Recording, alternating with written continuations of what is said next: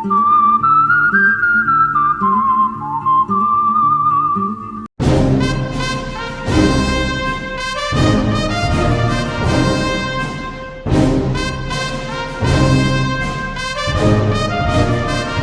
सब क्या देखना पड़ रहा है।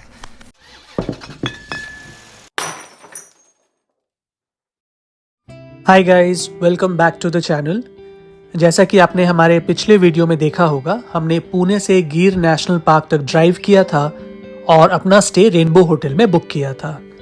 आज है डे 2, जिस दिन हमने अपना जीप सफारी प्लान किया था। यहाँ सफारी के टाइमिंग्स अलग अलग होते हैं और ड्यूरेशन अप्रॉक्स 3 घंटे का होता है।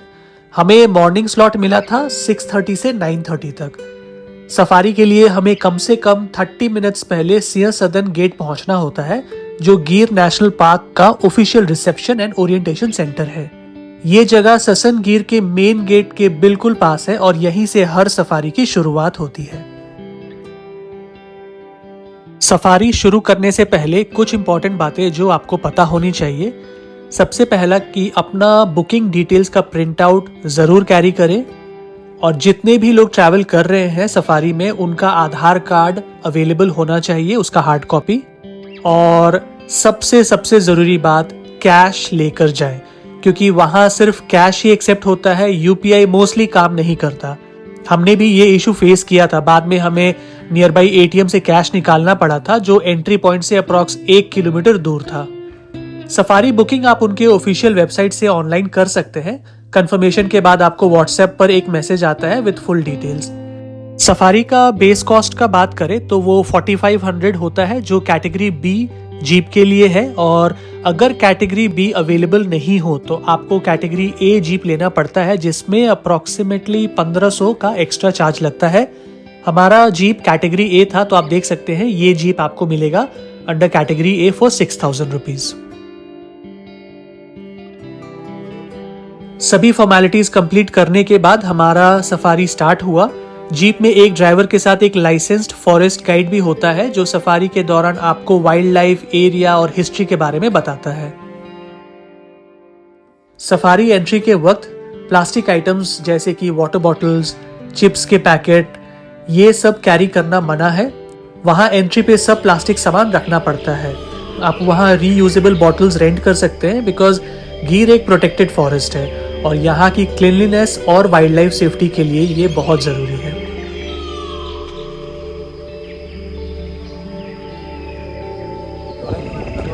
ये गिर में टोटल कितना लायन है अपना?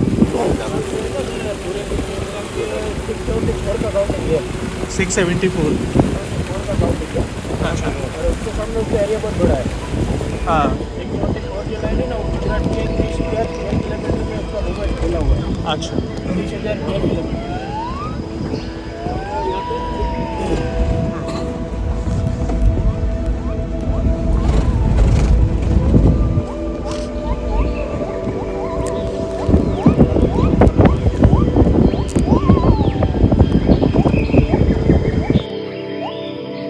गिर नेशनल पार्क मेनली फेमस है एशियाटिक लायंस के लिए, लेकिन इसके अलावा ये फॉरेस्ट कई और एनिमल्स और बर्ड्स का भी घर है, जैसे कि leopard, hyenas, fox, jungle cat, bear, monkey, mongoose, antelope, nilgai, sambar deer, spotted deer, wild boar, porcupine, crocodile, snakes, monitor lizard, Indian python, owl, eagle, woodpecker, kingfisher, frogs, turtles. ये लिस्ट कभी खत्म नहीं होने वाला।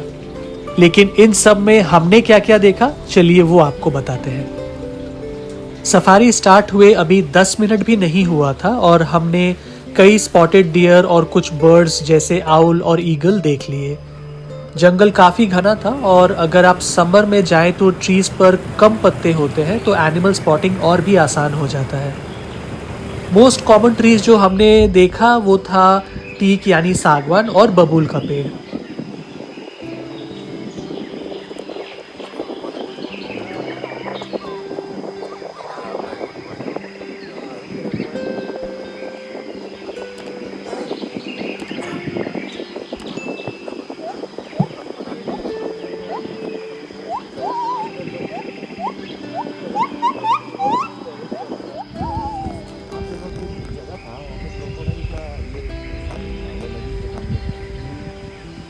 थोड़ी दूर पर हम एक रिवर क्रॉसिंग पे पहुंचे।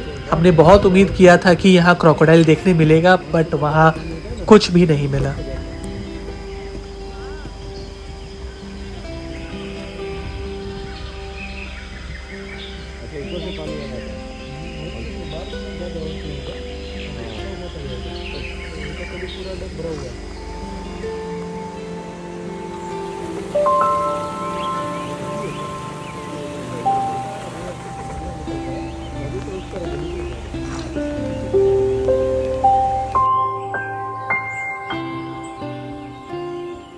फिर हम एक बड़ी रिवर के पास पहुंचे।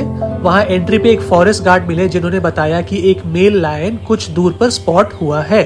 हम बहुत ज्यादा एक्साइटेड हो गए।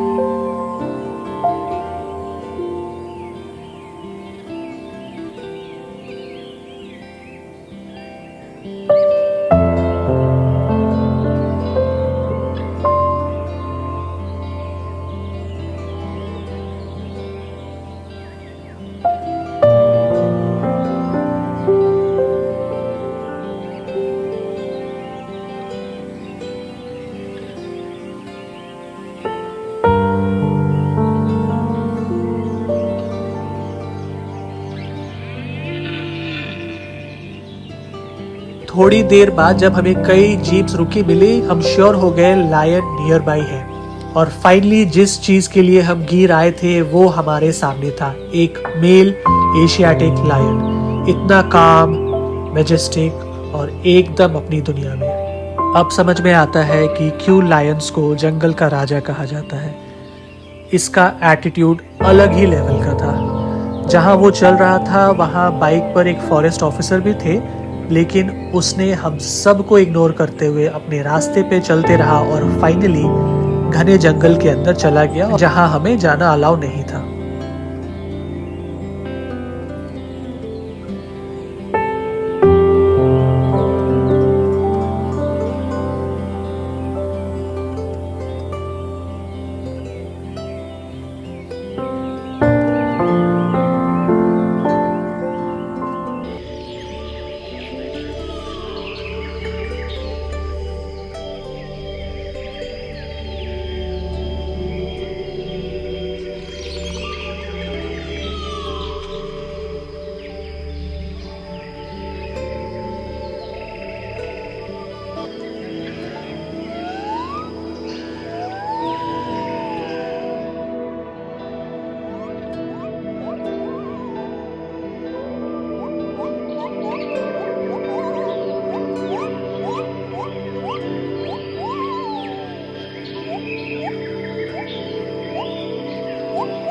जहां हम रुके थे वहां एक वॉशरूम फैसिलिटी भी था फॉर टूरिस्ट। हमें एकदम भी यकीन नहीं हो रहा था कि अभी बस कुछ मिनट्स पहले जहां एक लायन चल रहा था, हम वहीं उतर कर खड़े हैं। ये फीलिंग वहां जाकर ही समझ आएगा आपको। फिर हम वापस निकल गए और वापस जाते वक्त हमने फाइनली उस रिवर पे भी ध्यान दिया जिसको हम बिल्कुल इग्नोर करके लायन को देखने में बिजी थे। ये रिवर बहुत बड़ा था एंड यहाँ से सनराइज होता है तो वो नज़ारा भी बहुत सुंदर लग रहा था। फिर हम जंगल के दूसरे तरफ जाने लगे और हमें लगा कि अब एक लायन दिख गया तो अब आगे बस स्पॉटेड डियर ही दिखने मिलेगा, लेकिन ऐसा बिल्कुल भी नहीं था। कुछ दूर पर हमने फिर से कुछ जीप्स को रुके हुए देखा, लेकिन तब भी हमें ये नहीं लगा था कि वहाँ और लायंस दिखेंगे, क्योंकि सफारी पर आए लोग किसी भी हिलती चीज़ को देखकर रुक जाते हैं इस उम्मीद में कि कोई जानवर होगा। लेकिन उस दिन का हमारा दूसरा बड़ा सरप्राइज मिलता है, एक meeting couple, lion and lioness एक साथ। इसका तो उम्मीद हमने बिल्कुल भी नहीं किया था। हमारे गाइड ने बताया कि ये एक मीटिंग कपल है एंड अभी ये कई दिन एक साथ ऐसे ही रहने वाले हैं बेबी करने के लिए।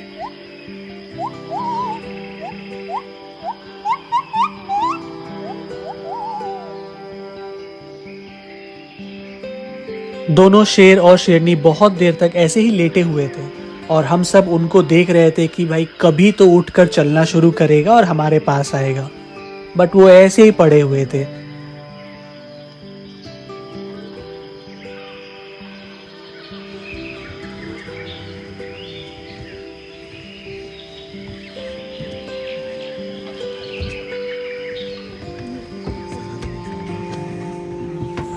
एक शेरनी इधर है और एक शेरनी उधर है।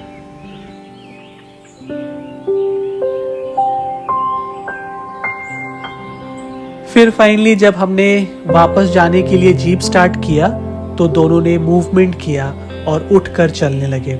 हमें तो अब श्योर हो गया कि वो अब हमारे पास आने वाले हैं, लेकिन उनके दिमाग में तो कुछ और ही चल रहा था। वो अपना काम में लग गए।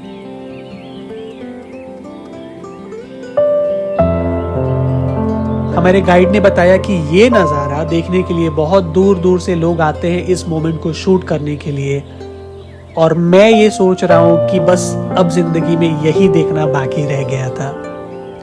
जोक्स अपार्ट गाइज, ये सच में एक स्पेशल मोमेंट था हम सब के लिए, क्योंकि हम गिर फॉरेस्ट आए थे सिर्फ एक उम्मीद के साथ कि शायद हमें एक लायन देखने मिल जाए, और हमें उम्मीद से ज़्यादा देखने को मिला।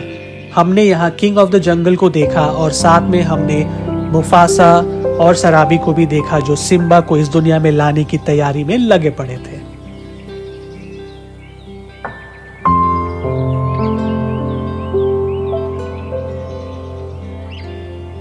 अब हम अपने रिटर्न जर्नी की तरफ निकल पड़े और हमने रास्ते में कई और स्पॉटेड डियर्स देखे एंड साथ ही देखा 2 से 3 सांबर डियर।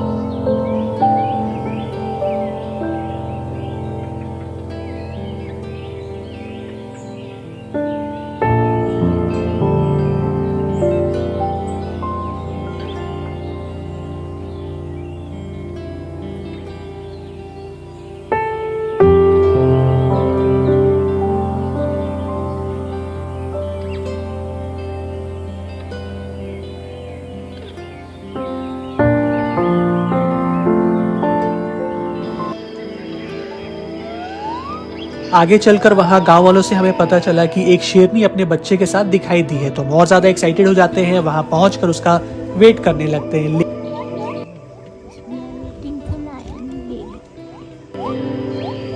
लेकिन बहुत देर वेट करने के बाद कुछ भी नहीं दिखा, तो हम वापस आ गए। सच में फ्रेंड्स, ये जंगल सफारी हमारे लिए बहुत ही ज़्यादा स्पेशल था। इससे रिलेटेड अगर आपका कोई क्वेश्चन हो तो आप हमें कमेंट्स में ज़रूर बताएं। मिलते हैं अपने अगले व्लॉग में, तब तक के लिए bye bye and take care.